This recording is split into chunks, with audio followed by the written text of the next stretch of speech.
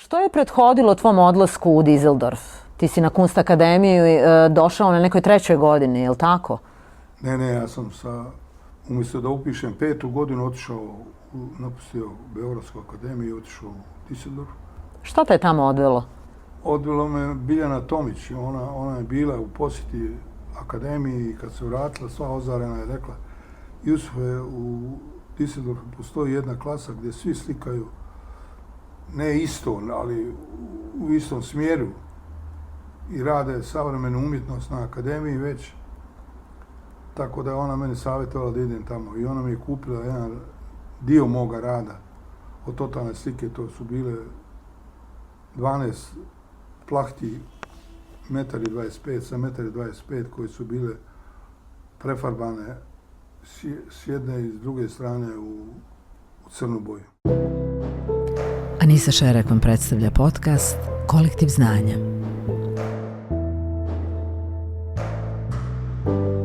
Dobrodošli u podcast Kolektiv znanja. Nekoliko tehničkih napomena odmah na početku. Ukoliko se niste do sada pretplatili na naš YouTube kanal, molim vas da to učinite jer je vrlo jednostavno. Dovoljno je da kliknete samo na ovo crveno dugme subscribe i da se pretplatite i na taj način postanete dio naše online zajednice, jer samo ćete tako pomoći da ovaj sadržaj koji besplatno radimo za vas postane viralan.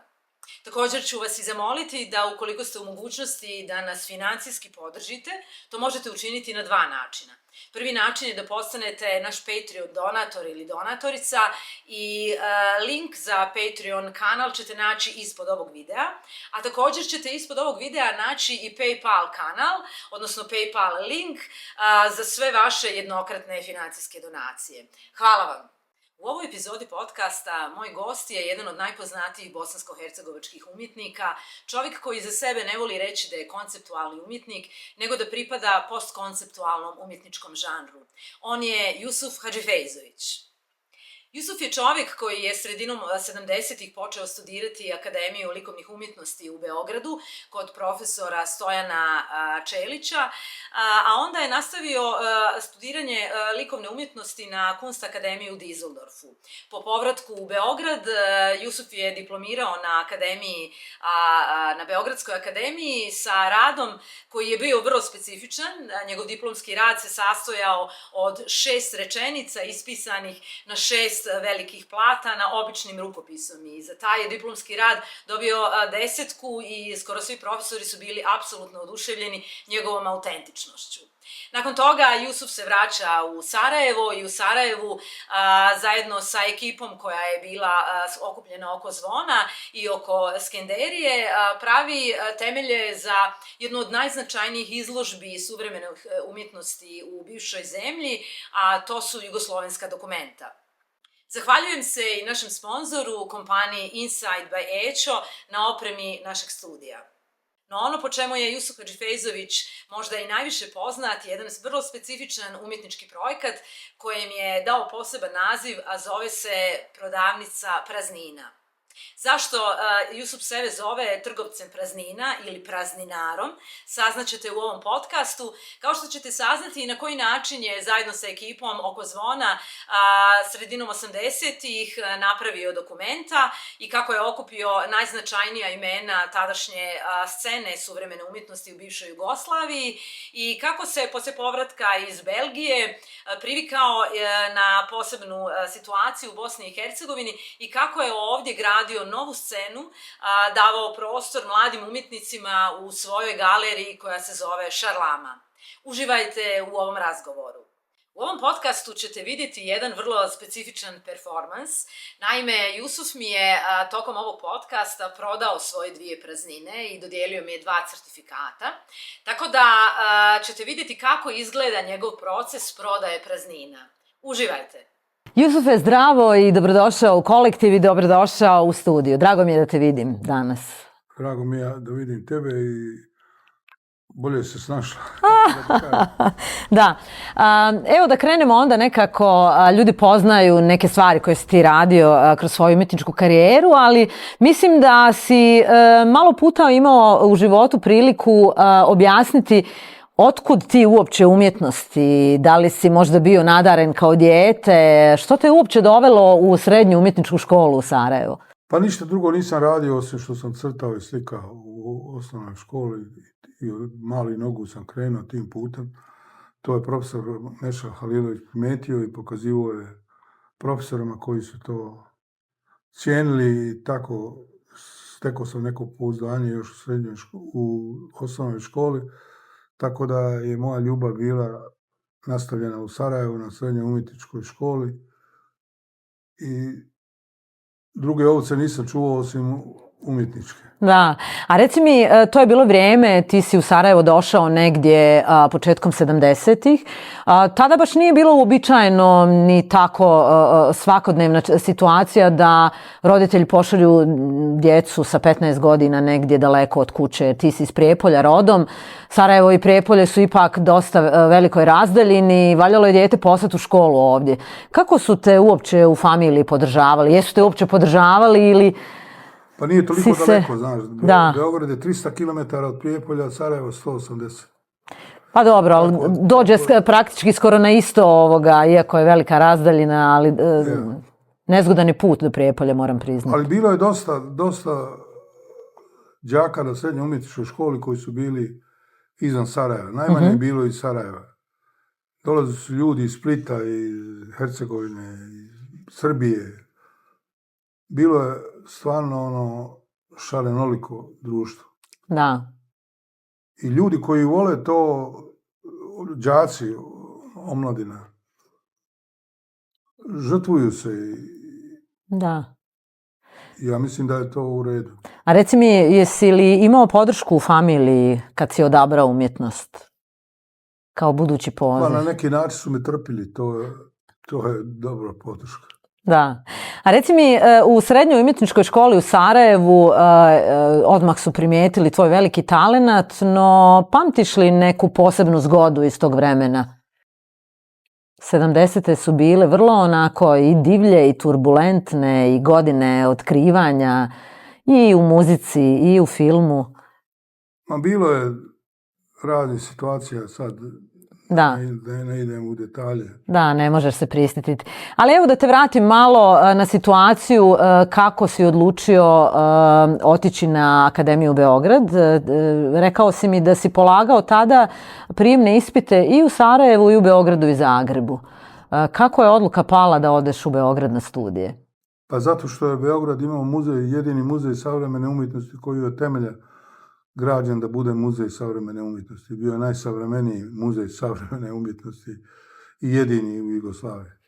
Mm-hmm. Posle zemljotresa u Skoplju je napravljen muzej, a to je kasnije. Da.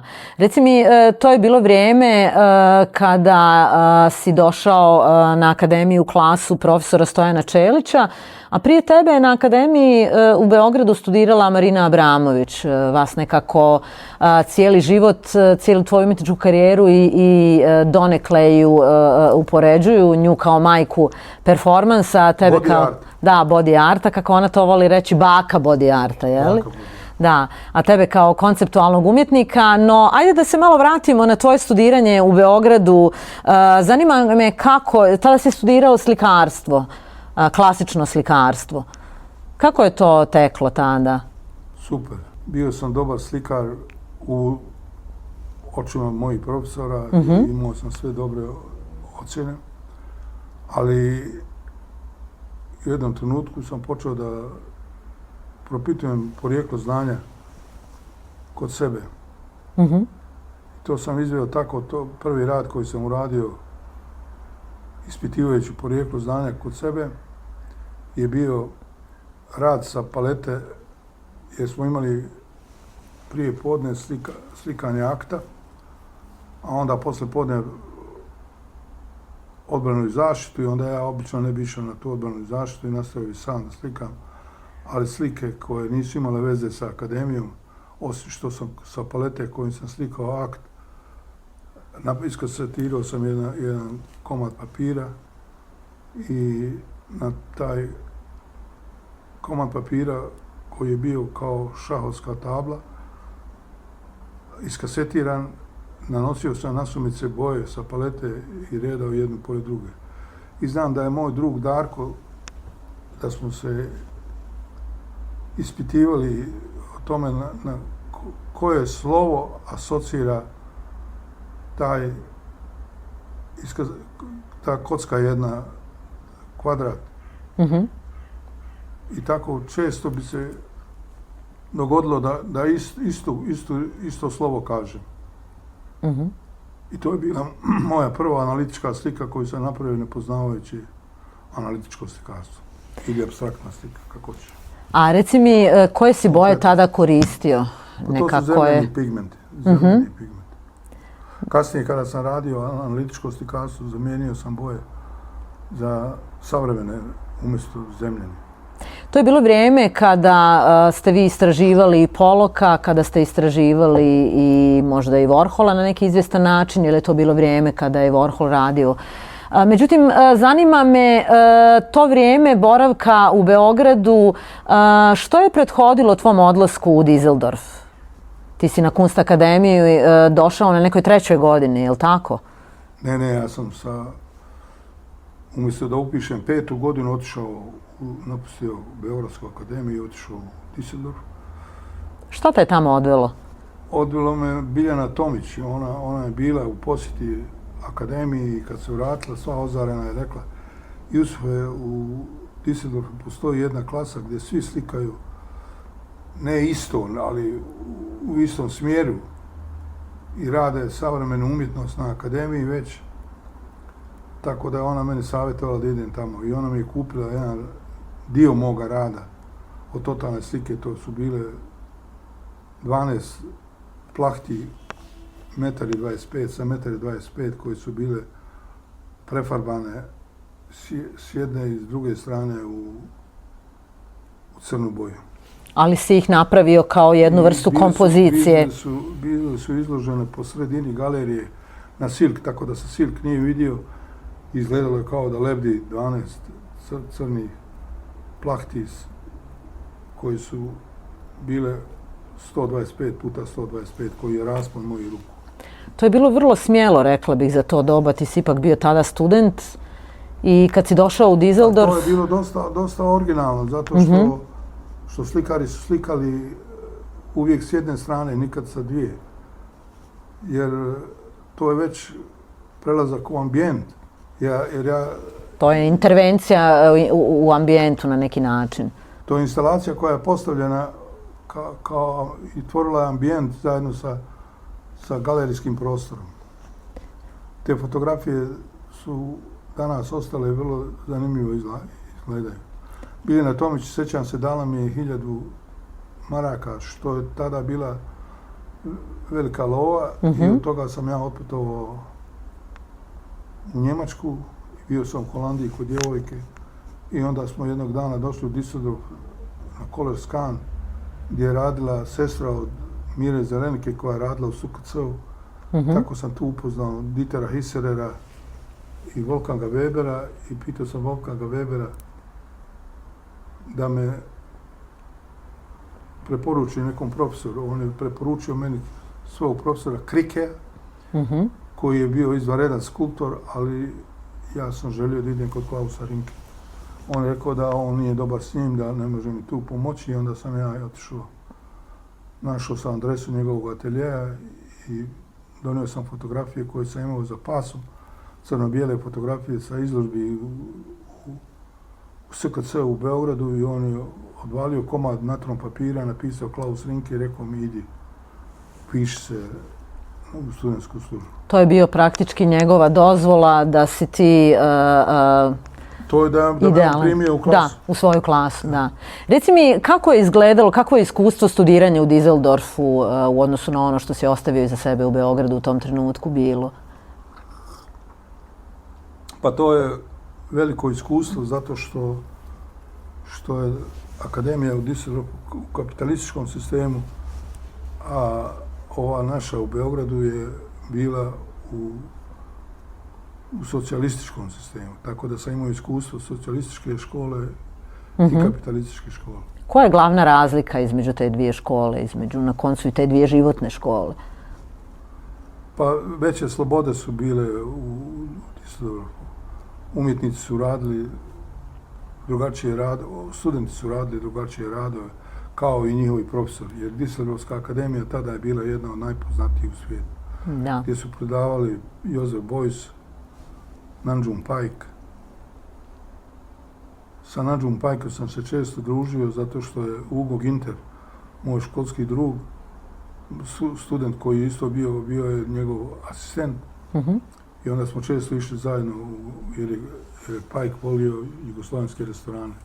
Jednom prilikom je rekao, ako hoćeš da pobjediš u nekoj igri, treba da budeš bolji od ovog protivnika, a ako ne možeš, onda promijeni pravila. Da izmisliš svoja pravila. Pa da, tako je nastala šarlama. Da. Rekao si jednom prilikom da je šarlama nastala kao tvoja želja da ime galeriji daš po nečemu što će te asocirati na... Što će pripadati ovom prostoru, da ne bude engleski. Neko internacionalno ime. I otkud baš šarlama? Nekako kad kaže šarlama, a to je tvoja galerija za one koji ne znaju, koja se nalazi u centru Skenderija, a preko puta Collegium Artisticuma, nekako kad kaže šarlama automatski zvuči na neki francuski naziv, ali u biti nije. To je više turski naziv. Jedan sam u Koreji, doveli su nam neku grupu u Uzbekistan, dijelu Kine gdje su Uzbeci živjeli i doveli su jednu muzičku grupu koja je pjevala pjesmu o šarlami.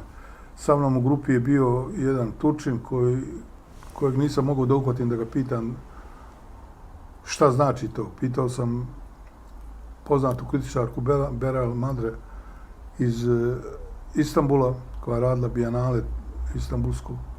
Šta znači šarlama? Ona je rekla da ne postoji ta riječ, ali šarlame na turskom je pozorište. A to je vjerovatno neka arhaična riječ koja... Podsjeća na francusku. Pa, kako koga. Da, upravo si, da. Ali evo da se vratimo na tvoj boravak u Düsseldorfu. Tamo si učestvovao i dijelom i u izlaganju na nekim izložbama. Što je ono recimo što je nekako i možda najveći benefit koji si, što je najbolja stvar koju si u Düsseldorfu recimo i naučio i vidio i doživio prije nego što si se vratio ponovno u Beograd da diplomiraš? Ma to su nizovi susreta, nizovi događaja koji su taložili se u meni i vremenom su moje putovanje kroz umjetnost jednostavno podgrijali. A reci mi, kad si se vratio u Beograd, kako su te uopće promatrali tvoje profesori? Ja vjerujem da nisu bili baš sretni da si ti u sred studija, u sred akademije odlučio otići u Njemačku pa se opet vratiti. Kako je to izgledalo? Kako si uspio pomiriti se sa njihovim prijekim pogledima, ako ništa? Pa nije to bilo baš tako neprijateljski. Znaš, kad sam došao prvi dan iz Düsseldorfa, došao sam na akademiju, moj drug Darko Ristić mi je rekao, Jusufe, danas se polaže diplomski. Ja sam otišao kod čovjeka koji radi u biblioteci, dao mi je papire iz mašine i ja sam napisao 6 rečenica. Umjetnost je umjetna, priroda je priroda, način na koji radim, rad je sastavni dio moga rada, seks je bolji od umjetnosti. I 6. I ne mogu se još sjetiti koje su to rečenice bile, ali uglavnom sjećam se da su mi dali 10, jer imao si kao pitanja, 300 pitanja pa da izvlačiš ili jedno ti šta god hoćeš da... Ja sam pisao o svom radu. I kada radim umjetnost ne osjećam ništa posebno. To je isto kao da radim nešto drugo. Da. To je bio tvoj rad, praktički tvoj To je bio moj diplomski rad. 6 rečenica na 6 papira. Da. Štampanim slovima rukom napisano. Da, vrlo zanimljivo. A dok je žena koja je polagala prije mene napisala, Đura Jakšić kao slikar je napisala je ovako debelu knjigu kao neku analizu. I onda se bunila ona kako je ona dobila 8, a napisala je tako čitavu knjigu od Đurca koji je pisao 6 rečenica i onda su profesori rekli ovo je autentično, to si ti prepisivala i tako se da. Tvoja autentičnost je vrlo specifična. jedan profesor koji je meni bio jako značajan kao slikar, pokojni sada, Reljić, on je mucao malo kad priča, a bio je izvanredan slikar. I on je rekao, kolega, ja tebe nikad nisam vidio na akademiji, a ovo što si ti napisao je izvanredno, ja ti dajem 10, a onda nas sačekaju u Grčkoj Kraljici da popijemo jedno vino zajedno. A, da. A nije mi nikad ništa predavao. Zanimljivo, da, pa zato te nije niti vidio, da. Ali to je bilo nekako vrijeme i s kraja 70-ih, početka 80-ih i ti u tom trenutku se vraćaš u Sarajevo. Šta te je dovelo natrag u Sarajevo? Zašto nisi ostao u Beogradu? I scena sarajevska koja nije bila, Bog zna šta, savremena. Drugi umjetnici, drugi profesori, država je pomagala druge umjetnike i tako dalje. I ja sam imao ideju da pokažem ljude koje sam upoznao studirajući u Jugoslaviji i u Njemačkoj, šta bi to mogla biti savremena umjetnost danas. I po tom uzusu sam birao umjetnike koji su bili na dokumentima i to su kao Marina Abramović, Raša Todosijević, Neša Paripović, Željko Kipke, Marijan Molnar. Već spominješ dokumenta, dakle ti si vrlo brzo poslije povratka u Sarajevo si počeo stvarati novi krug svojih poznanika, prijatelja, umjetnika i vi ste na neki način iznjedrili prva dokumenta. Bili su tu i ljudi koji su tada bili u Skenderiji. Da, ne, samo... Da. Tehnička... Jasno. Dovodimo u pitanje... Da, no dokumenta su praktički iznjedrila grupa koja je bila dijelom vezana i oko Zvona. Tu su bili pokojni Saša Bukvić, ti i još par ljudi. Čekaj da raščistimo oko toga. Ja sam napravio spisak od 126 umjetnika, jer te umjetnike niko u Sarajevu nije znao. Da. I to je bio spisak, znači moj koncept je bio cijeli, a Saša je godinu dana radio na dokumentima i on je pomogao dosta sa svojim novcem jer je plaćao nekim umjetnicima i spavanje i hranu i tako dalje. A i ne samo na jugoslavenskim dokumentima, on je čovjek koji je najviše svog novca uložio u mlade umjetnike u Bosni i Hercegovini. Na podupiranje scene, da, u to doba, da. A Tadić je bio važan zato što je on bio asistent ili docent na akademiji i bio je kao neko etablirano ime, a ja sam bio umjetnik sa ulice i koji nigdje nije pripadao. Vi ste praktički već 84. odmah poslije olimpijade napravili prva nulta, reklo bi se, dokumenta izložbu iz kojeg je dalje... To su bile izložbe, samostalne izložbe jugoslavenskih savremenih umjetnika i bilo je 126 za 3 godine. Tako da nijednog dana nije bilo na izložbi. Jednu bi izložbu skidali, drugu bi isto večer postavljali. Tako da je to bilo vrlo živo predstavljanje najvažnijih imena i to vrlo rano u Jugoslaviji. I zato su jugoslavenska dokumenta Bijenale proglašena za najveću i najvažniju izložbu u tadašnjoj Jugoslaviji. A ova kritičarka iz Zagreba, ona je rekla da su 3 stvari za jugoslavensku umjetnost važne. Jedna izložba skulptura, srednjovjekovne skulpture u Parizu, druga je pakovanja ili tako nešto koju je radio Željko Koščević i treća su jugoslavenska dokumenta. Otkad Jugoslavija postoji, znači ona je Bago, kritičarka se zove Kristina Bago i ona je to napisala i kad smo radili dokumentarni film, ja sam je zvao da kaže par stvari. Jer to je vrlo bitno jer sa jugoslavenskim dokumentima Sarajevo je došlo u pandam sa Zagrebom, Beogradom, Novim Sadom i Ljubljanom. Jer u ta 4 grada je savremena umjetnost, ne mogu reći cvetala, ali postojala je scena u velikom broju, mada to nije bila mainstream scena, nego to je Riješa nazvao umjetnost druge linije. Da. I ta umjetnost druge linije sa dokumentima je na neki način prešla u prvu liniju i danas najpoznatiji umjetnici u sredinama i republikama, odnosno državama, su umjetnici koji su izlagali jugoslovenske dokumente. Da. Kolekcionar Trajković, da ne bi puno razmišljao, on je odlučio da kupi sve beogradske umjetnike koji su izlagali jugoslovenske dokumente. Kada je Zdenka Budovinović i gospođa Piškur, kad su radili izložbu remake jugoslovenska dokumenta u Muzeju savremene umjetnosti u Ljubljani, onda su najviše radova originala imali od baš tog kolekcionara Trajkovića, koji je vrlo mudro, a vrlo jednostavno. Znači, ako su bili na jugoslovenskim dokumentima, on je kupio sve srpske umjetnike i tako oformio nukleus svoje kolekcije. Da. U jednom privatnom razgovoru si mi rekao da nije nimalo bilo jednostavno u to doba stvarati jednu izložbu tog kalibra u Sarajevu, obzirom niti da nismo imali ovdje niti posebno izgrađenu scenu umjetnika suvremene umjetnosti, a s druge strane uvijek je iza leđa postojali ti sizovi kulture, ti raznorazne institucije koje baš nisu bile pretjerano blagonaklone ka suvremenoj umjetnosti. Slikarstvu možda i da, ali suvremena umjetnost je za njih, vjerujem, bila vrlo onako čudna. Pa mi reci, sjećaš li se kako je uopće bilo organizirati sve to skupa u to doba? Ja se nisam puno bavio novcem, to je rješenje.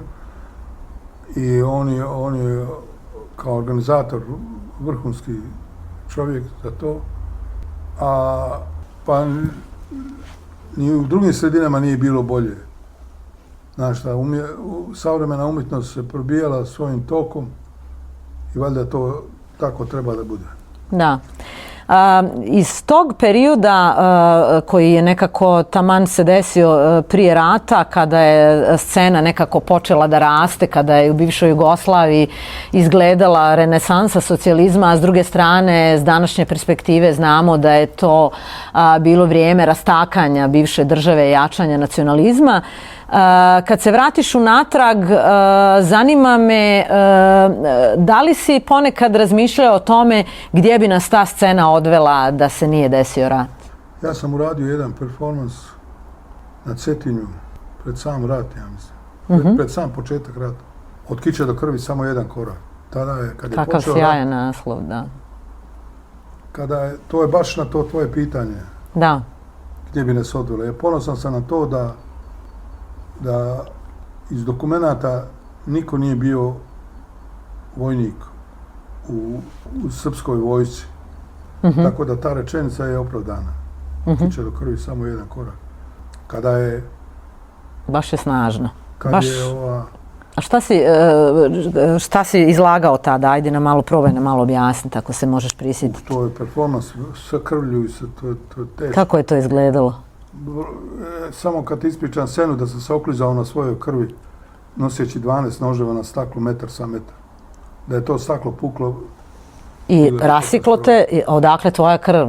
Zato što sam nožem rezao ribe gdje sam pakovao kao indijanci što zakopaju sjekiru.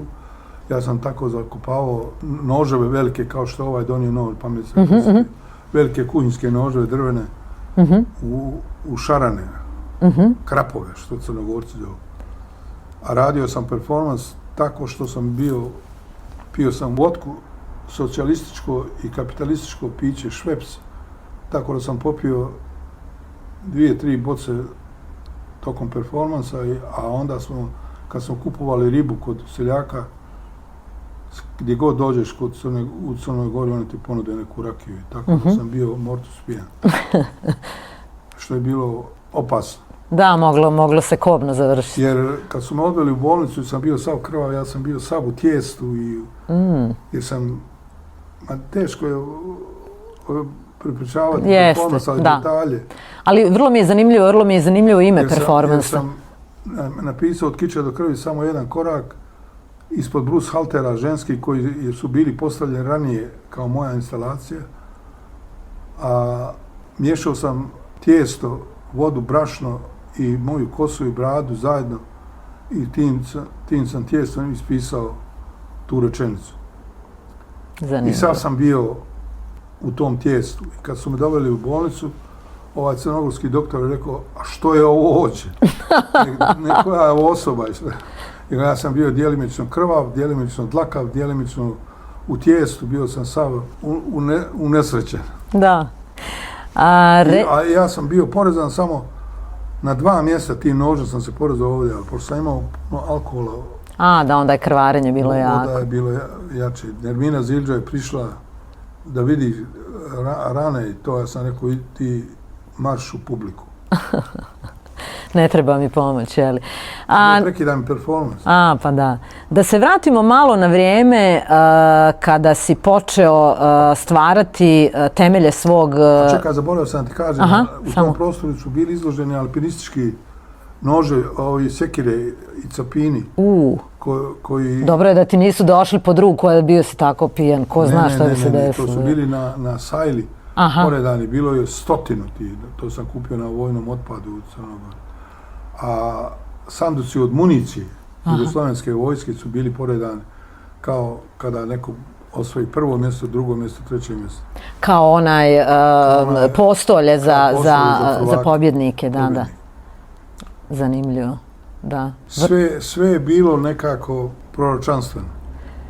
Mada, nažalost, ja mislim da nije teško biti prorok u takvoj situaciji gdje je sve bilo ogoljeno. Pa jeste, Jusufe, istina je da je mnogo toga bilo vrlo onako vidljivo, makar nismo mi svi to niti tad u tom trenutku. Ja sam znao da će biti rata, ali da će tako krva biti, to nisam mogao. A šta te je najviše ukazivalo na to? Da li kad se sad sjetiš, kad iz ove pozicije razmišljaš? Pa to što me natjeralo da ja napišem tu rečenicu od kiča do krvi, samo jedan korak. Vrlo je proročanska bila. I danas, nažalost... Kada je Lepa Brena okupila 100.000 ljudi na stadionu, to je bilo jasno. Na Marakani tad je. Tada je Slobodan Milošević, to je moja pretpostavka, naučio i sam je sebi rekao, ako je ta mala iz Brčkog može da skupi 100.000 ljudi, mogu i ja, onda ću ja da držim ove svoje govore bez teksta i na televiziji su javno prenošeni svi njegovi govori. Da. Tako da te dvije varijante su me i ta dva razmišljanja su me dovele do toga da napišem tu rečenicu. Da, vrlo proročanski. Da, to sam htio da ti kažem. I ova, kako se zove, Jolanda Todorović, koja je bila direktorica galerije Energo Invest Akademije ALU na Bašaši, ona je otišla u Rijeku, udala se za jednog nesretnog kritičara i ona je napisala tekst od početku rata i spomenula tu rečenicu u Riječkim novinama. Da. Onda je urednik to stavio na naslovnu stranu. Kiča do krvi samo jedno. Ali vidiš, to prvi put čujem, nisam uopće znala za taj tvoj performans, a nisam nigdje ni u tvojoj biografiji, niti u bilo kojim člancima koji se bave tvojom rekapitulacijom tvojih umjetničkih radova susrela ime tog performansa. To mi je prvi put da to čujem. Vrlo je snažan i u principu zaista u potpunosti opisuje situaciju u kojoj smo se našli tada, ali se nažalost nalazimo, ja bih rekla, i sada. To je vječna tema. Radio sam jednu majicu na kojoj je bilo napisano Schöne Grüße aus Banditenstraße, što na njemačkom znači lijepi pozdrav iz Banditske ulice. Da.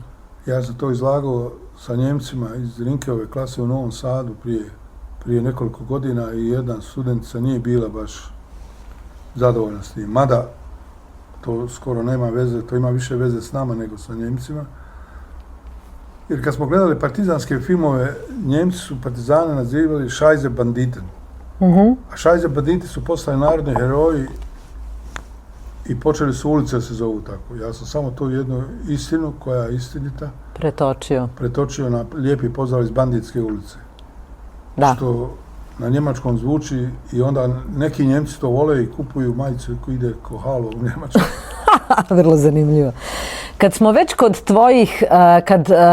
već kod tog poigravanja sa identitetima s kojima se ti, kako vidim, baviš gotovo cijeli život, vratila bih te na postavljanje temelja, odnosno na prve naznake formiranja tvoje strategije za konceptualni rad, odnosno konceptualni rad, nećemo to tako nazvati, nego koncept kojim se ti baviš već, ja bih rekla, više od 30, ako ne i 40 godina, a to je bavljenje prazninama. Nije toliko dugo. Nije, je li? Ja se bavim prazninama možda 15-16 godina, a ja sam radio depoje i Ugo Lojsavljević je to nazvao depografija. On je napravio specijalnu riječ za moje radove jer je skovao riječ od depo i grafija. Znači, ako je fotografija pisanje svjetlom, onda je depografija pisanjem stvarima koje se zatiču u depovima ili na smetlištu. Da, depografija je definitivno bila preteča. Već 30 godina, duže. Ali rekla bih... Minimalno slikarstvo, konkretnu umjetnost, performanse i depografiju. Ali rekla bih da kroz sve to što mi govoriš, što si radio u Düsseldorfu i svi ti performansi koje si radio prije rata u Sarajevu i evo ovaj u Cetinju koji smo pomenuli, rekla bih da svi oni imaju nekako osnovu da su bili preteča svega ovoga čime se ti danas baviš. A kad govorimo o toj prodavnici praznina, jel? Govorimo praktički o jednom tvom posebnom iskustvu, je li to hordersko ili skupljačko iskustvo, nema neke velike razlike, ali u principu to je tvoje iskustvo skupljanja predmeta kojima ti nakon korištenja udahnjuješ jedan novi život jer oni postaju umjetnička djela. Pa hajde da otprilike probamo objasniti ljudima kako si se dosjetio da prazninama udahneš novi život. Teška riječ dosjetiti, jer ja se dosjećivao sam se 20 ili 30 godina da stvari koje sam izlagao na izložbama dok sam radio depografiji, a često sam izlagao i prazne predmete, prazne ambalaže, sjećam se vrlo dobro rada sa mlijekom, Dobro jutro mlijeko. Se zvalo Dobro jutro mlijeko. Litarsko mlijeko. U onom tetrapak pakovanju. Ja sam to izlagao, ali nisam nazvao praznine. Znači, treba veliki proces, kad ti kažeš dosjetiti. Možeš se ti dosjetiti koliko hoćeš, ali ako to ne prođe kroz unutrašnji dio tebe, kroz tvoj habitus, od toga nema ništa. To je, dosjetka je nešto prolazno. Istina, ali ti si na toj dosjetci praktički, ti si je razvio, ti si je oplemenio na neki izvjestan način. Stalno mi bježi misao. Da. Ali evo, nekako kad već pominjemo praznine, iz vremena kad si skupljao sve te različite predmete, prazne predmete, da li si tada već uočio da te praznine intrigiraju na jedan potpuno drugi način i da im želiš udahnuti jedan novi život? Zanima me kako si u biti prešao iz tog procesa u ovaj proces... Da. Kad sam se vratio u Sarajevo, posle rata, bio sam izbjeglica u Belgiji, 13 godina. Onda sam primetio odmah da sva ambalaža je promijenjena, osim prašak radio.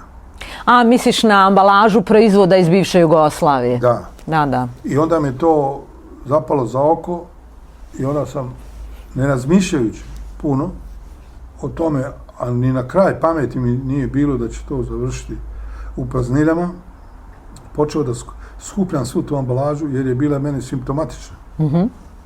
Zašto je sve odjednom promijenjeno? Zašto je sve nestalo? Ili tako. Onda sam htio da to zadržim jedno vrijeme kod sebe, ne bi li to izazvalo neku moju reakciju. I onda je izazvalo. Sjećaš li se prve izložbe svojih praznina? Sjećam se. Napravio sam je prije možda 20 godina ili 17, ne mogu se sjetiti tačno. U Čalami jednu stalažu metalnu sam napunio sa stvarima koje sam čuvao kući i napravio sam otprilike kao kada siromašan hoće da postane privatnik pa otvario dućan. Pa nema baš dovoljno novca da kupi dobre asortimane robe, onda našara samo tako da kao neku skalameriju, da on ima dućan. I to kad sam postavio, stvarno me posjećalo na te početnike koji idu da rade neki privatan biznis ili trgovinu I to je izgledalo malo otužno. I jedna posjetiteljka je došla i rekla, jao, šta je ovo? Rekao, to je moja prodavnica praznina, Shop of Emptiness. I ona je uzela Figaro i rekla je da ti ovo prodaješ. Rekao, da. Koliko košta Figaro? Rekao, koliko košta pun, toliko košta prazan. I ovdje su certifikati koji će, ako kupiš, koji to želim napisati na jednom od prvih certifikata koji je Pierre Courtin izdao, na kojem je cijena marka, pa ću samo prekrižiti marku i stavit ću ti više.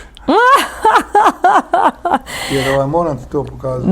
Da, bit će mi drago da to vidim. A dok ti to pripremiš, ja bih samo kratko rekla da u principu...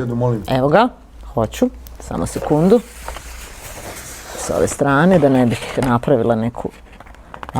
Da, certifikat autentičnosti, sjajno. Evo ga, vraćam natrag. To je prije više od 15 godina. Evo ti. Da, sjajno. Da, to je iz galerije Duplex, da, 9.3.2015. Pa dobro, 11 godina. U stvari, Bože, 11 godina, 10 godina. Preskoči u godinu kasnije. Vrlo lijepo. U biti, kad već govorimo o prazninama, šta se nalazi u tvojoj prodavnici praznina? A to je nekako, rekla bih, i vrlo autobiografska priča. To je jedna priča koja tka i sve one svakodnevne situacije iz tvog života. Pa recimo, dio praznina je ovo što vidimo mi na stolu. To je dio i tvoje svakodnevne terapije. Dio je i tvoje pasije. Ti si strastveni pušač, pa evo jedne. A nisi? Dobro.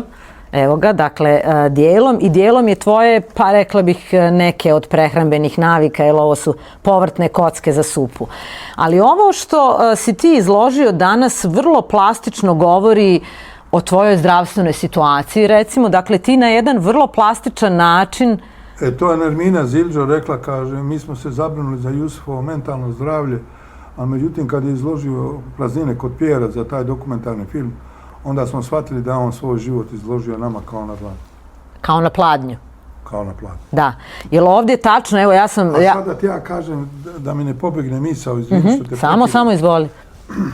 Ja sam toliko razvio taj biznis sa tim prazninama da bi mogao da zaposlim sigurno 20 ljudi i da bi to išlo jako dobro. A zašto to ne radiš? Zašto u Šarlami ne otvoriš jedan, pogotovo za ove turiste, zašto ne otvoriš konstantan šop praznina? To jeste dole konstantan šop praznina i Depografija zajedno, ali... Ali nema tebe dole, nema. Ti trebaš biti dole, Jusufe, aktivan, trebaš doći ljudima pojasniti. Nažalost, to što sam bio aktivan, bio sam. Da. Sad je drugačije. I sad da ne zaboravim. Pored, ovo su vlasništva praznina. Tako i zove. Kada stavim gips u te praznine, kada stavim gips ovdje, razbijemo u čašu, ostane gips, to je materializacija praznine. Kada materializujem prazninu. Zanimljivo.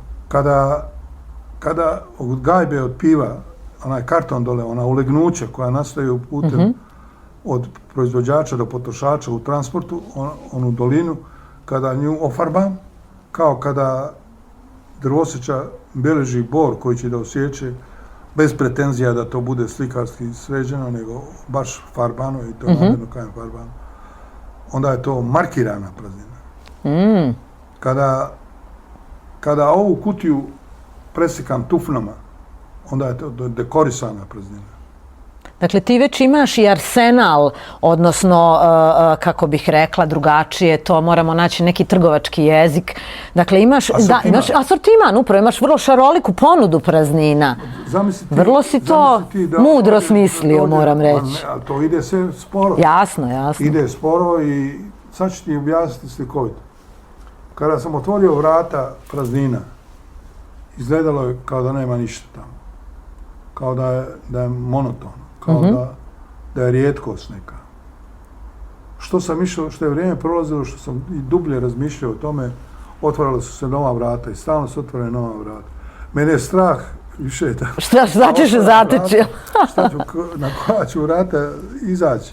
Da. Tako da sam, moj sin je rekao, kada je došao kod mene kući neki dan, rekao je, pa kaj tata, ti si sebe sam matirao. A reci mi, negdje sam, čini mi se, da li sam pokupila u nekom videu koji si, nekom intervjuu koji si snimao ili sam možda pročitala negdje u nekom tekstu, nisam potpuno sigurna, da imaš namjeru dok si još uvijek aktivan da otvoriš muzej praznina u svom domu. Pa, malo je to triki. U svom domu nemoguće. Ili praznina ili ja. Ne može se živjeti. Ne možeš zamijeniti prazninu sa svojim domom, da. Toliko toga, kada je Maimonidis, koji je bio jevrejski filozof koji je završio u Maroku školu, najstariju školu na svijetu, ovu fakultet ili kako se to zove, visoku školu. Bio u Španiji i rekao je gdje je praznina, tamo Boga nema. Ovi su ga protjerali. Da. Tako da, kada sam počeo da radim sa prazninama i oko praznina za Deveran duboko, ništa nisam znao u početku. Ali kako sretem ljude, svak ti nešto kaže, nešto pročitam i tako dalje. Onda mi je jedan Slovenac koji je otvorio moju izložbu u Celju rekao za jednog čileanskog pisca koje sam zaboravio ime. Oni su bili izbjeglice iz Europe u Čileu i ovaj imao prodavnicu, ali kao što sam ti rekao za ovu dućan, kada privatnik u Bosni kreće da otvori dućan, pa nema ovo, pa nema ovo. Pa, ovaj je držao prazne kutije kad proda, pošto nema dovoljno robe. Aha, onda je prazne kutije izlagao sa punim, da bi izgledalo da on ima robe. A, da. I drugi izbjeglica. Eto, vidiš, to je dosjetka, recimo, o kojoj smo malo prije govorili. Da, pragmatičan vrlo. Ali napio se jedan njegov zemljak, izbjeglica, i pred punom radnjom mušterija rekao, pa on nema robe, on vama prodaje praznine. A, da. To je poznati pisac i snimatelj koji, nažalost, ne mogu se sjetiti ime, ali ovaj mi je to rekao. Onda sam ja njemu ispričao moj događaj sa tim.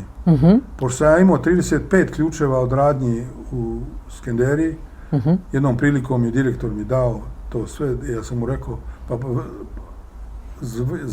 zvreje ti prazne radnje, daj da napravim tamo izložbe internacionalnih umjetnika, da dođe televizija, da to, i došao je tako je nastala velika čalam.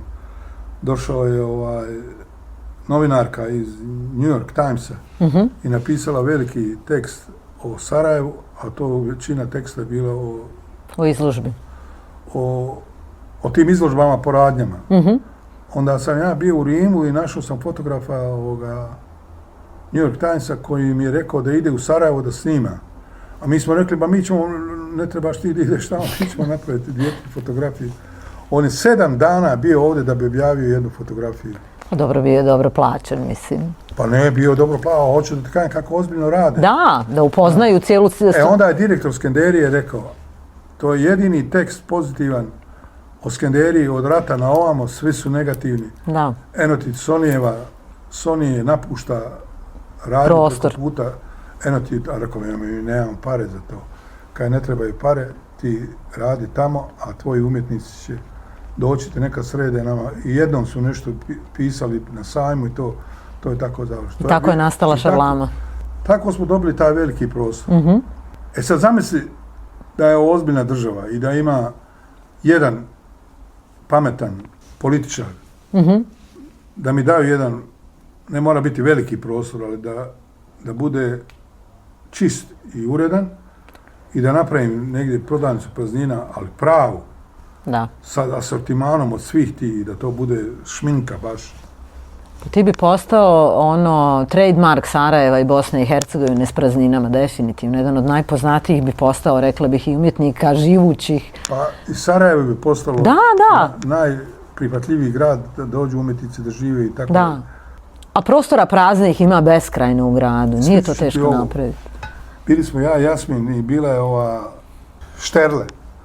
Šterle, bila je najuticajnija umjetnica jedne godine, New York Times je proglasio. Predaje na akademiju u Berlinu i muž joj je Buden. ima ćerku Aišu. Buden. Boris Buden. Boris Budena znam, bio je gost u mom podcastu, sjajan čovjek. To je njegova žena. Da, sjajan čovjek. Ona dovela svojih 40 studenata, ja sam im pričao o Čarlami. I svi su otišli, ostao je samo neki tutor iz Londona. I pita mene, čuo sam da ti prodaješ praznine, kako mogu doći do tvoje jedne praznine? I došao za nas to, rekao, sjedi, evo ovu pivu koju popiješ, to će ti biti praznina. Koliko to košta, toliko i toliko. I sada ti ne pričam priče, zanimljiva kako je Jasmin mi pomogao da se diže cijena i tako dalje. Da. Međutim, u toj cijeloj frci konobar je došao i tu potpisanu, ono pitao na kojem ćeš jeziku, rekao, da ti piše na engleskom ili na našem bosanskom, kada je na obadva, onda ti je to skuplje. Pa znaš kako, kad jednom budemo imali vremena, pa ću ti ispričati. Da. I on je mene pitao, kao, hoćeš li da otvorimo franšizu u Londonu? Da ti meni šalješ? Pa Pierre je odnio punu kofer Marlbora. I tada je bilo 10 eura Marlboro. I snimio mi je galeristu iz Amerike koji je kupio 5-6 Marlbora sa certifikatima. Tako se stikao. A Pierre je prodao sve i napisao je Emptiness is sold out. U Budimpešti na sajmu. Pa praznine su zaista postale, da. I ovaj čovjek je rekao, kaže, pa šta ću ja za $10 da kupim mojim pacijentima koji kupuju kod mene umjetnost za milionske svote, on mi je kupio praznine po $10 ili eura, što je ništa. Da. A dao im je originalan umjetnički rad. Da. Onda on kad pokloni takav rad, onda on govori ko je on. Da. Prvo, ko je on taj da njima pokloni praznu kutiju sa potpisom jednog umjetnika sa Balkana. U principu, praznine su definitivno postale tvoj identitet, novi identitet i ti s prazninama si otvorio, rekla bih, jedno potpuno novo poglavlje. A zamisli sad, molim te, ti dođeš u New Yorku u radnju, odnosno galeriju, odnosno prodavnicu praznina, gdje su sve gipsane, bijela galerija, bijeli postamenti i bijeli gipsani odljevci. Znaš kako izgleda? Pa ja sam po 800 maraka prodavao zgužvanu bocu od Coca-Cola. Nije Coca-Cola, Schweppesa ovako nešto. Da. Znaš kako to izgleda? I meni je, rekao sam sam sebi, pa kako nikad nije palo na pamet nekom kiparu? Ja da sam kipar, ja bi to uradio odmah. Ja nisam kipar, pa sam nekako došao do toga. Da. To ti je Bogom dato. Da. Ali evo, kad smo već pominjali Marinu Abramović, tvoju nesuđenu kolegicu s akademije, jer niste bili u istoj klasi, vjerujem da ste se susretali po različitim krugovima. Bili smo u istoj klasi u različito vrijeme. Da. Ona je napravila strelovitu karijeru globalno i postala je majka i performansa i, kako je rekla baka, body arta. Međutim, ti nekako si ostao ne toliko globalno popularan, poznat kao ona, a vidiš, mogao si biti. Je li ti nekad bilo žao što možda i nisi, što možda nemaš takvu slavu planetarnu kao Marina?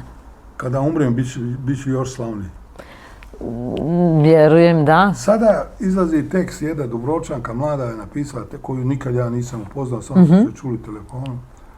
Napisala je tekst o Raši Todosijeviću, o Irvinu i o meni. O Irvinu?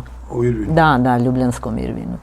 Kao najznačajnije figure, ona je radila 3 umjetnika i još je neko iz Beograda radio 3 umjetnika i to će biti knjiga o umjetnosti između 2 rata ili posleratna umjetnost u Jugoslaviji.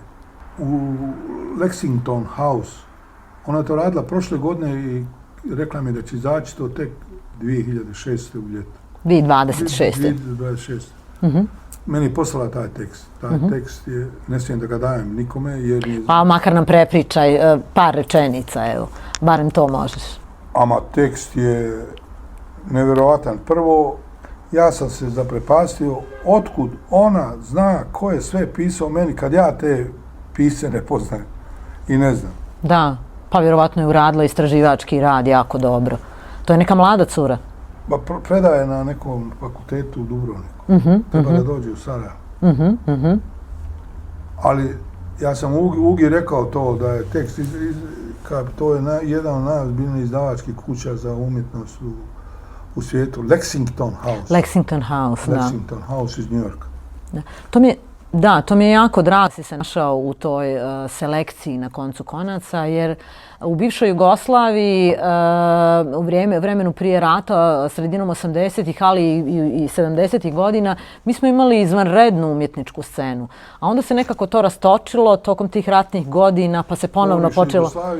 Da, u Jugoslaviji. Pa se onda ponovno sprajalo poslije ovih poslijeratnih godina, iza kraja 90-ih, i mislim da mi u bivšoj Jugoslaviji sada imamo prilično kvalitetnu bivšoj Jugoslaviji, u zemljama koje su nastale, prilično dobru scenu.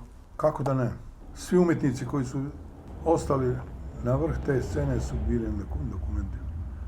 I zato su dokumenta, trebalo je toliko godina da Kristini Bago dođe u glavu da je to najznačajnija izložba. Još sam ja praveći tu izložbu kalkulisao da neke umjetnike uvučem u izložbu da ne bi srušili, jer mi je bilo strah da, znaš kako su bila vremena, da neko kaže samo Pa neka djevojka iz Poljske je došla i pitala zašto jedan umjetnik s Kosova je izbačen iz dokumenata. Mm-hmm. Ja ga se sjećam, bio sam u Prištini i gledao radove. To je bilo radovi protiv države, protiv humanizma u to doba, ako hoćeš. Mm-hmm. I normalno da ga nisam uzeo. Da. Ali reci mi, razmišljali ste ili je već u fazi razvoja ta ideja da ponovno napravite dokumenta na jesen? Radite na tome? U septembru. Mm-hmm. Kako će to izgledati? Kakva je postavka cijele priče? Kakav? Septembar je tu pred vratima. Baš tako. Ja imam iskustvo 2 jugoslovenska dokumenta. To je skoro nemoguće uraditi. Ali izgleda da mi moramo da uđemo u nemoguću situaciju da bi nešto napravili. A ko je zajedno s tobom na čelu organizacije? Ko je u ovoj današnjoj? Jasmin Duraković. Uh-huh. I reci mi kakva je želja, što imate namjeru, kakve umjetnike okupiti? Da li ponovno s područja bivše Jugoslavije ili samo iz BiH? Ma ne iz BiH, samo mi idemo na Evropu. Aha. Šta vam je glavni zadatak, praktički šta vam je cilj cijele izložbe, ili se to može pričati bilo danas o tome? Da ne fantaziramo puno, da izložimo 20 poznatih umjetnika koji su bili na dokumentima i koji su internacionalno poznati, a nisu bili, uh-huh. i 20 mladi koji nisu bili. Da, to bi bilo. To bi bilo, a da budu svi dobri. A ako nas krene, jer ako upalimo ove druge sredine da učestvuju s novcem, onda će možda biti bolje.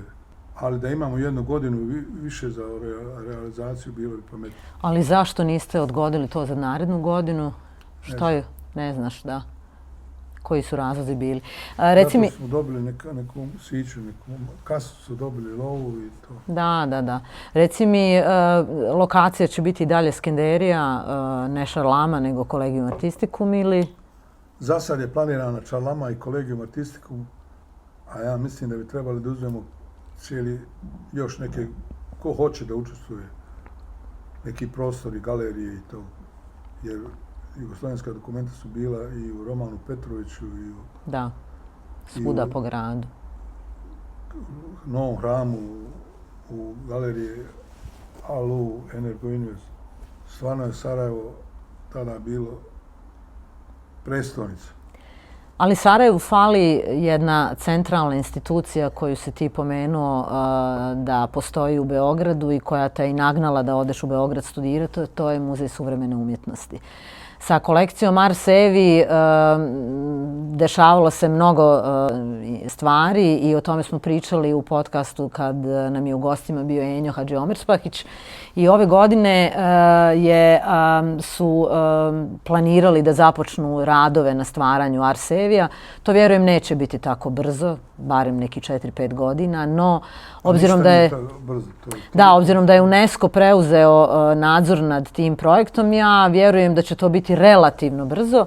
Zanima me kako uopće razmišljati o razvoju suvremene umjetnosti u Bosni i u Sarajevu kad mi niti nemamo neke velike galerije, niti mjesta gdje se može izlagati. Ne znam, pa pravo da ti kažem, mi smo slijepi optimisti. Ovdje i mnogo ozbiljnije stvari od umjetnosti teško idu, a kamoli umjetnost. tako da kad mi je Bog na pomoći. Reci mi, kad posmatraš neke mlađe umjetnike, vjerovatno dolaziš u dodir s njima, ko te najviše impresionirao? Ili imaš li neke favorite? Pa ja sam moje favorite izlagao. Ne bi da ih spominjem sada. Da, da. A da se vratimo evo ponovno na ono čime se baviš trenutno, pored praznina, što je glavni fokus? Pored dokumenata i praznina, postoji li još nešto što trenutno radiš? Brinem o sebi. Dobro, to vjerujem, da. Ništa drugo. Nije jednostavno. Pa kad već pomenu smo ovu brigu o sebi, napravit ćemo jednu malu pauzu da bih ja došla do svog novčanika, da bi mogli da napravimo pravi trgovački akt i da bi mogli da napravimo tu kupoprodaju. Evo dakle, novčanik je tu, spremila sam. Pitaš me, da, odabrala sam Novo Rapid, jer mi je on interesantan, to je onako malo inovativan preparat kad je u pitanju dijabetes mellitus, terapija, brzo djelujući inzulin. Hoćeš da ti napišemo danas i bogatija za jednu prazninu ili vlasništvo praznine? Pa može ovo prvo recimo, ajde nekako izgleda onako malo teatralnije, može. Da sam bogatija, evo da ti okrenem, da ti je jednostavnije to. Pitao me jedan mladi umjetnik iz Istre, kupio mi 2 praznine. Kaže, Jusuf, kad će ovo biti, kad će skočiti cijena? Da. Kad odneseš ovu jednu prazninu mome kolekcionaru u Rijeku, odmah će ti dati 10 puta više sigurno. Eto. A ja ću evo sad napraviti jednu prazninu, obzirom da si mi ti poklonio jednu malu čokoladicu. Ja ću sad čokoladicu, a vidi, ne mogu ni da je otvorim. Ja ću čokoladicu pojest da bih automatski od punine dobila prazninu. Ako to tako mogu reći. Evo ga. Potrudit ću se da ne uništim ovaj celofan, da mogu na neki način, evo ga, dakle mogu je pojesti. A sad ću je probati vratiti u prvobitni položaj. Simpatična je. Crvena blok praznina. Evo ga. Odlično. A reci mi, da li slučajno dobivaš komentare ljudi koji su kupili tvoje praznine? Kako se nastavlja život? Tu si me prekinula, sad si me vratila. Eto. Znaš kakav bi dokumentarni film se napravio? To ti ne možeš da vjeruješ. O životu praznina. To je najjeftiniji film mogući. Nema scenarija, nema ništa, samo ode kamerman, tonac, ja. Eto. Na sve Tuzlec, to se dogodilo kad ima švedska televizija snimala. Dolazi čovjek i šta radite, kaže vi ovdje? Rekao, evo, prodajemo praznine, ovo je moj galerista iz Pariza, Petar, Pierre, ovo je, rekao, švedska televizija i tako. Ma kaže da vi nas ne zajebavate. Pa ti ne znaš šta ljudi pitaju, onda ja jednom poklonim prazninu i certifikat. Zove ga ova iz trafike, u sred glavne ulice u Tuzli. Zove ga i daje, ova gleda praznu bocu od kisele vode, vidi prazna kada nema ništa, piše vlasništvo praznine i certifikat. Ovaj to uze i odnese. Certifikat ozbiljuje stvar, znaš. Jasno. Jer pogotovo u krajima gdje ljudi ne znaju šta je certifikat. Negdje ljudi ne... Danas si bogatija za prazninu. Za ovu prazninu. Za konkretno tu prazninu. Dobro. A koje je recimo najčudnije iskustvo bilo, najluđe iskustvo bio koji si doživio? Ili da te ostavim na miru da to upišeš? Srećom, pa tu ima dovoljno prostora za upisati sve to skupo. Ovdje baš i ne bi bilo. Sreća, pa sam tu izabrala. Evo, baš da mi se onako vidi dobro. Datum? Datum danas je 18.4.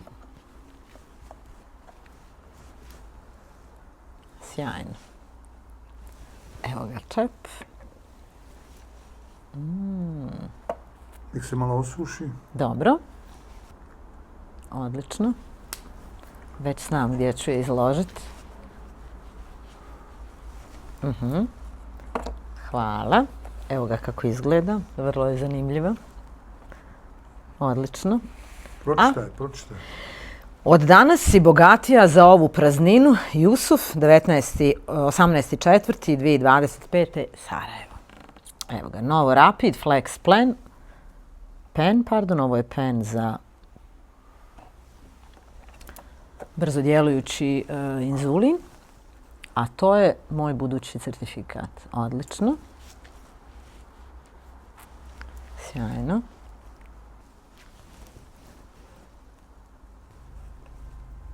Mhm.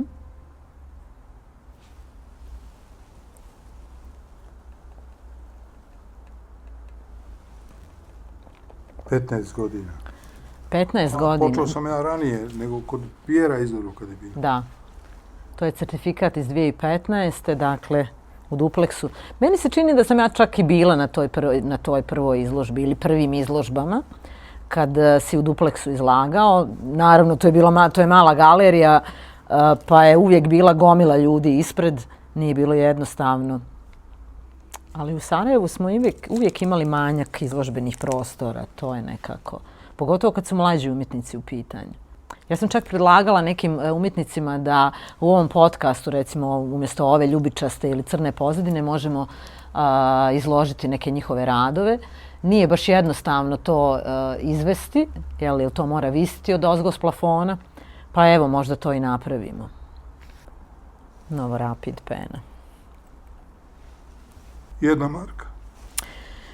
Samo. Ne, to je bilo. Dobro. Koliko ću Pa evo, ne znam, ti reci, ti si trgovac. Slušaj, ja Da vidim. prodajem to za 50 eura, tebi ću 30 maraka. 30 maraka, da vidim imam li ja tebi 30 maraka sitno dati. Imam 25 sitno ili imam 40 sitno. Da vidim. Onda mi moraš vratiti kusur. Ovako. Ja nemam. Eto. Onda šta da radimo? Da li da mi možda daš još neku prazninu? Imam jedino 5. Daj, sad je 5, daj da neku manju. Eto, neku još manju. Eto, za tih 10, neku još manju. I 5 ne. stavio. Aha, i 5. 45, dakle. 15, znači ovo je 30. Dobro. A šta ćemo još? Ja neću cigarete. Onda mi ne preostaje ništa drugo nego imat ću sve ove, evo ajde ova, ili ću Madopar. Ne, ajde Madopar ću. Dakle, sve su mi to, vidi se da sam farmaceutkinja, sve sam izabrala ove kutije od lijekova. Dakle, to bi mogli nazvati medikamentoznim prazninama.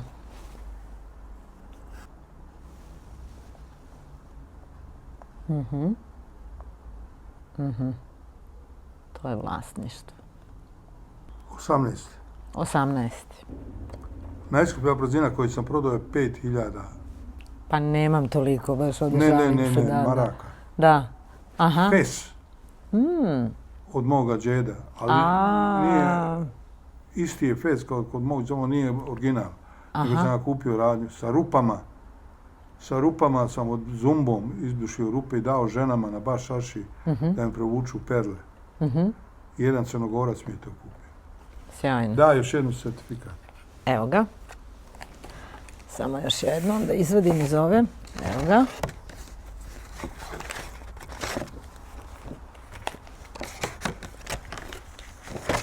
Dakle, Jusufe, ti si vrstan trgovac, moram priznat.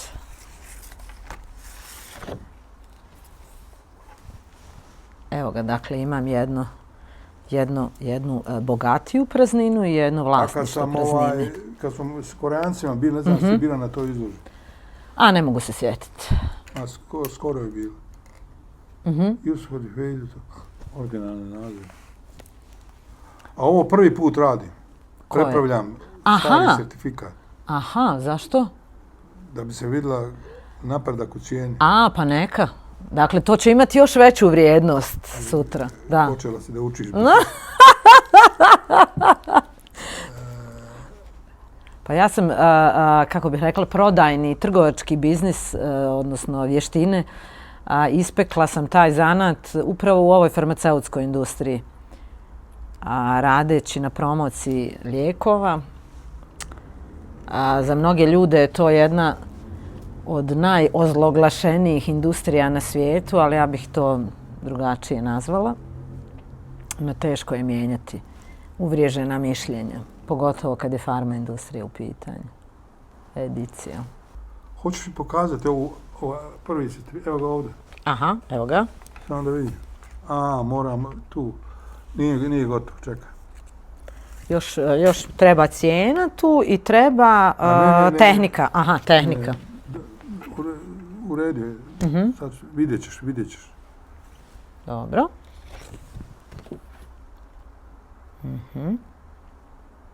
Kako se Madopar? Madopar. Ovo je za Parkinson, levonodopa i antiparkinsonik. Od kad piješ Madopar? Koliko dugo? 1,5 godinu, ja mislim.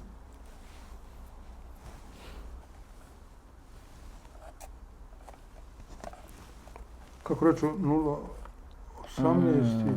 18. pardon. Četvrti. Još uvijek smo u 4. mjesecu. Daj mi ovo. Evo ga. Evo te. Sad bi trebali da se slikamo. Super, hvala. Ako ustanemo, hoćemo se vidjeti. Pa možda je dobro i ovako. Evo, ja ću. Evo. Ja ću to da držim. Odlično. Evo. Ja ću ovako. I sad naravno kako je ovo svjetlo pa se to bijela podloga, neće se vidjeti sva ova slova, ali barem da ljudi vide da evo imamo certifikat. Čestitam, postala su kolekcionar umjetnosti i praznine. Hvala ti, Jusufe. Jedan od prvih u Bosni i Hercegovini. Eto, hvala. Hvala ti na ovome. Jako sam sretna da budem vlasnik vlasništva. Tako što staviš u ram, ali kao vitrina da bude. Ja imam posebnu vitrinu za nekoliko umjetnina, mojih prijatelja umjetnika, pa će to da bude jedna od dodanih umjetnina pored njihovih. Ne, moraš staviti u vitrinu. A moram. Pa kad staviš u vitrinu vidjet ćeš kako izgleda. Dobro. Pa nemam tih vitrina, nemam vitrine, ja imam biblioteku, mogu pored knjiga staviti. Ma to ti je ram koji ima lufta. Aha, na to misliš, ja sam otišla na vitrinu kao dio komad namještaja, da. Dobro, to ću morat napraviti. A evo mi otprilike i da završimo ovaj podcast. Evo, ovo prodajem po 50 eura ovako, a u vitrini 250. Eto. Jer lakše čovjek vadi 250 eura kad je vitrina nego kad je... Pa naravno. Ali dobro, meni je nekako bilo simpatično da prođemo kompletan ovaj proces, da vidim kako ti u stvari prodaješ praznine i kakva je to trgovina. Nemam nikako neko teško pitanje, jednostavno sam samo htjela da upitam kad se vratiš na kompletan ovaj proces koji si napravio i koji te i danas, evo vidim, jako veseli, što misliš da će sutra ljudi misliti o prodavnici praznina kad tebe jednog dana ne bude na ovom svijetu i kad se sjete Jusufa da je on bio trgovac prazninama? Što misliš da će ljude najviše asocirati na tebe? Ne znam šta će asocirati, samo znam da će cijena skočiti svemu ovom. Da. One robe koje nema puno na tržištu, raste cijena. Ona umjetnička roba koja je kvalitetnija, koja je originalnija, više skače cijena. Tako da ne vidim razlog da ovo možda tvoji unuci neće prodati za koju 1000 eura. Da. Divno, da. Jusupe, hvala ti što si izdvojio vrijeme da dođeš. Znam da to nije jednostavno bilo. Ti si onako malo fragilnog zdravlja, ali vrlo visprene energije, rekla bih, i ovo što smo danas imali priliku ispričati, mislim da će biti ljudima jako interesantno. Dobro, možda drugi put uradimo drugačije kad budu dokumenta pa ćemo... Da, onda ćeš možda biti više inspirativniji, više nadahnut. Mi je čudno da nisi pročitala nigdje od kiča do krvi samo jedan korak. Nažalost ne. Ali onda se ja pitam, a šta još nisi pročitala? Pa nisam mogla, ja nisam tvoj biograf, mislim ovoga. Znam da nisi. Dosta stvari sam vidjela, dosta stvari sam pročitala, ali zaista niti jedan podatak o tom performansu vidiš, nisam. Ova Dubrovčanka je iskopala da sam ja u Čalami napravio izložbu odbačenih predmeta.